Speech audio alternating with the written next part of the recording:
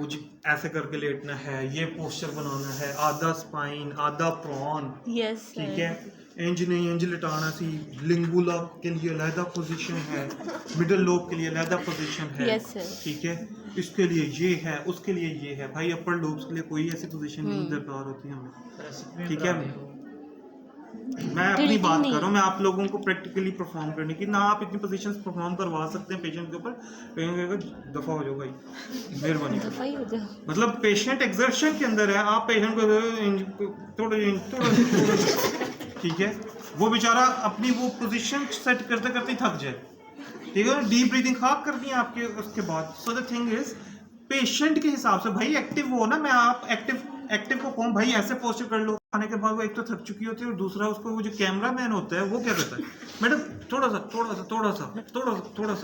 क्यों। अच्छा, दुल्हन को मसला भी सबसे ज्यादा होता है, मेरी पिक्चर से ही है, ठीक है। वो सबसे ज्यादा कैमरा मैन का फोकस भी बेचारी दुल्हन के ऊपर ही होता है। दुल्हा अब जैसे मेरे जैसे दूल्हे, अब मैंने अपनी शादी पे टाई नहीं लगाई थी, मुझे मेरी कलीग्स कहती हमारा तुमने टाई नहीं लगाई, मैंने कहा अच्छा टाई लगाना जरूरी था क्या, उसके बगैर वलीमा नहीं हो सकता था। सो द थिंग इज कि जी मुझे नहीं अच्छी लगती, मैं जी टाई तुन के और मैं अपना I was in a casual mood, so मैंने सिंपली क्या किया, मैंने टाई नहीं पहनी, ठीक है। अब वो मुझे कहता था कि जी ऐसे करो, मैंने कहा मेरी बात सुना, मुझे मसला नहीं है, मेरी जैसे भी तस्वीर आई मुझे एक्सेप्टेबल है, उनको जो पोज बनवाने बनवा लो, ठीक है। So that is important. अब जैसे वो दुल्हन थकी हुई होती है ना, और वो दुल्हन परेशान होती है, सेम उसी तरीके से वो पेशेंट भी उस टाइम पर परेशान होता है कि मुझे बार बार पोजीशन मेरी चेंज करवा के करवाना क्या चाहता है। तो फिर जब आपसे उसकी सिक्रीशंस बनाना निकली, ठीक है, तो फिर उसने बेचारे ने दिल में बहुत माशाल्लाह आपको तारीफें कर दी, ठीक है। सो इन चीज़ों को ज़रा ध्यान से लेकर चलें। पोस्चरल ड्रेनेज के लिए सिंपली क्या करना है, अपर के लिए मुझे ज़रूरत नहीं है, मुझे मिडिल और लोअर के लिए ज़रूरत है। लोअर के लिए सबसे पहले क्या करना है, आपके पास ऑटोमेटिक टिल्टिंग बेड्स हैं, यहाँ पर भी हैं, हेड डाउन करवाना है आपने, क्या करवाना है, हेड डाउन करवाना, ठीक है। मैंने क्या किया, पूरे का पूरा हेड डाउन करवा दिया, ठीक है। स्पाइन पोजीशन में लेटा, पूरा हेड डाउन हो गया, ठीक है। अब वो पूरा हेड डाउन हो गया है, लेट्स से मैंने एडिटिव इफेक्ट देने, क्या देने, एक एडिशन के लिए इफेक्ट देना, तो मैं उसकी हेब्स के नीचे क्या रख दूंगा, पिलो प्लेस करवा, बहुत अच्छा, बहुत अच्छा ग्रेविटेशनल इफेक्ट आ चुका, समझ आ गई बात, ठीक है। अच्छा, स्पाइन पोजीशन में लिटा लिए आप, इसी पोजीशन में सिंपल स्पाइन पोजीशन में 3 से 4 मिनट, और इसमें सबसे ज्यादा जरूरी क्या है, ब्लड प्रेशर सस्टेन नहीं कर पा रहा, फौरन से क्या करते हैं, उसको रिवर्ट बैक करके उसका ब्लड प्रेशर मॉनिटर करें, और ब्लड प्रेशर मॉनिटर करते करते उसको क्या करवा दें, सिटिंग पोजीशन में बिठा, डिपेंडेंट पोजीशन में लिए। अगर ब्लड प्रेशर क्या हुआ है, हाई हुआ, ठीक है, ब्लड प्रेशर डिपेंडेंट पोजीशन में आएगा तो ब्लड प्रेशर क्या होना शुरू हो जाएगा, कम होना शुरू हो जाएगा, कि विदाउट एनी मेडिकेशन आपका ब्लड प्रेशर ठीक हो गया। क्योंकि ब्लड प्रेशर जितना हाई होगा, इंट्राक्रेनियल प्रेशर उतना हाई होगा, इंट्राक्रेनियल प्रेशर जितना हाई होगा जीरियाट्रिक पॉपुलेशन के अंदर, उतने ज्यादा चांसेस हैं कि वो क्या कर देंगे, हेमरेज कॉज कर देंगे। समझ आगे बात की, ठीक है। आप अक्सर देखेंगे, मतलब it was a case study कि जी मोस्टली जीरियाट्रिक पॉपुलेशन, ठीक है, उनको चाहिए कि उनकी कॉन्स्टिपेशन आप सबसे पहले दूर करें। क्या दूर करें, कॉन्स्टिपेशन है मसला, क्या है, छोटा सा मसला कॉन्स्टिपेशन, ठीक है। व्हाट इट हैपन्स कि जब वो कॉन्स्टिपेशन के साथ जीरियाट्रिक पॉपुलेशन क्या कर रहे होते हैं, कोशिश कर रहे होते हैं कि जी उनका जो फीकल मटेरियल है वो पास आउट हो सके, वो उसके लिए एक्सर्शन कॉज करते हैं। एक्सर्शन क्या करती है, इंट्राएब्डोमिनल प्रेशर इंक्रीज होता है, इंट्राएब्डोमिनल प्रेशर इंक्रीज होता है, आपका इंट्राक्रेनियल प्रेशर इंक्रीज हो जाता है, इंट्राक्रेनियल प्रेशर इंक्रीज होता है, हेमरेज हो चुका है। और सबसे ज्यादा आपको हेमरेज के, स्ट्रोक के पेशेंट हमें आपको कहां पर मिलेंगे, यूजुअली मतलब वही आईसीयूज नहीं, अच्छा वॉशरूम्स, मतलब सबसे पहले अटैक सबसे ज्यादा, समझ आ गई बात की। सो इसको ब्लड प्रेशर को मैयर, अच्छा अब ब्लड से आपका ब्लड प्रेशर आपने फील किया, ब्लड प्रेशर किसी किस्म का रेज नहीं हो रहा, कोई फेस फ्लशिंग नहीं आ रही, उसको लिटाई रखें स्पाइन पोजीशन में 5 मिनट तो कम से कम लिटा लें। बेचारी 23rd जनरेशन है एल्वेलाइज, वहां से सिक्रीशंस ने आना है, सिक्रीशंस को नहीं, obviously it will take time, you have to provide some time, ठीक है, कोई 5 to 6 to 7 मिनट जितना आप प्रोवाइड करेंगे आप दें, ठीक है, उसके बाद आप पोजीशंस चेंज करवा लें सिंपली। मैंने करवट करवा दी उसी पोजीशन के अंदर, हेड डाउन है, टोटल हेड डाउन है, मैंने क्या करवा दिया, पोजीशन चेंज करवा दी, ठीक है। फिर इसी तरीके से मैंने दूसरी साइड की ऑपोजिट साइड, फिर इसी तरीके से मैंने प्रॉन सबसे एंड के ऊपर, प्रॉन सबसे एंड के ऊपर। आप यकीन करें जितने सिक्रीशंस हैं सारे निकल जाएंगे, वादा रखें, अल्लाह पे भरोसा रखें, अगर करना चाहें कर सकते हैं।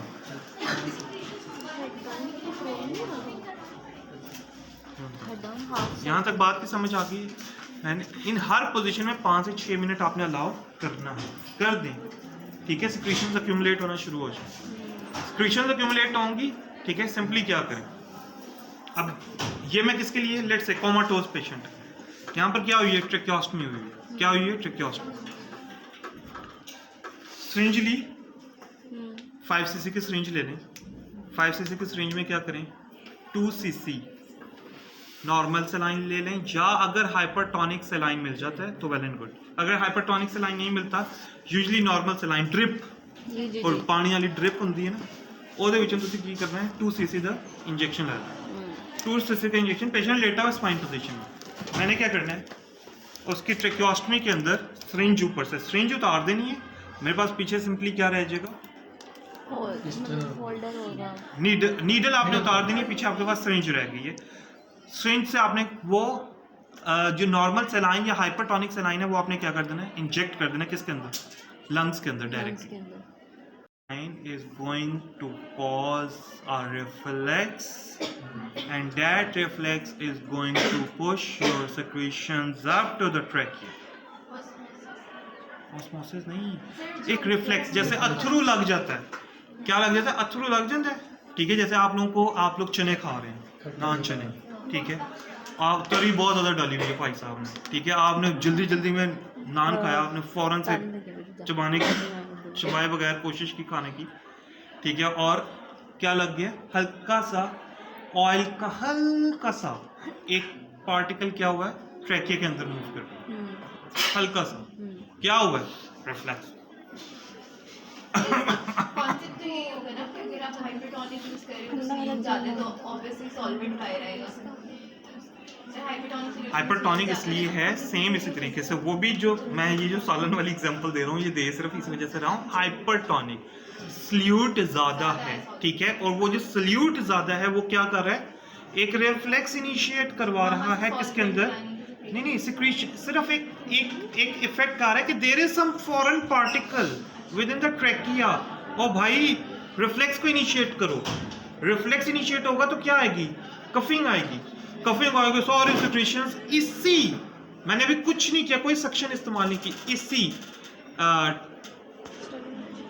ट्रेकियोस्टमी से बाहर आना शुरू हो जाए सिक्रीशन। पोजीशंस बनी हुई होंगी ना, हेड डाउन, मैंने पोजीशंस रिवर्ट कर दी हैं, वापस आ गया, स्पाइन पोजीशन में आ गया, ठीक हो गया, मैंने उसके बाद उसमें इंजेक्ट किया हाइपरटोनिक सेलाइन।